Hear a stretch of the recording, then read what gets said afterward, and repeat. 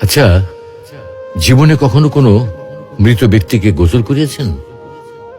যদি কখনো সুযোগ হয় তাহলে সেই মৃত ব্যক্তিকে গোসল করাবেন। তখন খুব কাছ থেকে দেখবেন মৃত মানুষের দেহটা কতটা অসহায় লাগে, মৃত্যুর পরে মানুষের দেহ কতটা ভয়ের কারণ হয়ে দাঁড়ায়।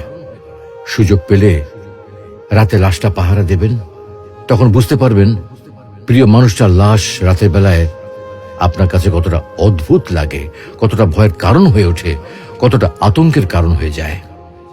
সুযোগ পেলে মৃত ব্যক্তির শরীরে একটু হাত লাগিয়ে কিছুক্ষণ তার স্পর্শ নেবেন। আপনি তখন উপলব্ধির সুযোগ পাবেন এই পৃথিবীতে বিশাল প্রভাব প্রতিপত্তি মৃত্যুর পরে কতটা নির্যাতনের রূপ নেয়। সুযোগ পেলে আপনজনদের লাশ কবরে নামাবেন খুব আগ্রহ নিয়ে। শেষবারের মতো মৃতদেহের মুখটি একবার দেখার চেষ্টা করবেন এবং বারবার উপলব্ধি করার চেষ্টা করবেন এই মৃতদের সাথে অনন্তকালের যাত্রার পথে এটাই আপনার জীবনের শেষ দেখা। সুযোগ পেলে মাঝে মধ্যে কবরস্থানে গিয়ে নীরবে কিছুক্ষণ দাঁড়াবেন। এরপর মনে মনে চিন্তা করবেন জীবনের লাভ ক্ষতির হিসাব। এই মৃত মানুষগুলো এই পৃথিবীতে কি করে গেছেন, কাদের রেখে গেছেন। যাদের রেখে গেছেন তারা কি কখনো এই মৃত মানুষগুলোকে স্মরণ করার জন্য কবরস্থানের আশেপাশে একটি বারের জনকে দেখতে আসে?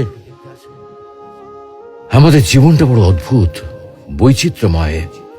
আমরা এর জন্যে, ওর জন্যে, ধন সম্পদের জন্যে, ঐশ্বর্যের জন্যে, বাড়ি গাড়ি টাকা পয়সার জন্যে কত না মায়া দেখাই, আগ্রহ দেখাই, আরো চাই আমাদের। অথচ এই জীবনে আমরা মৃত্যুর কথা না ভেবে, পরকালের জবাবদিহির কথা না ভেবে কিভাবে আরো সম্পদ অর্জন করতে পারি সেই চিন্তায় বিভোর থাকি। হায় রে জীবন, এখনো সময় আছে, ফিরে আসুন মহান রবের দিকে।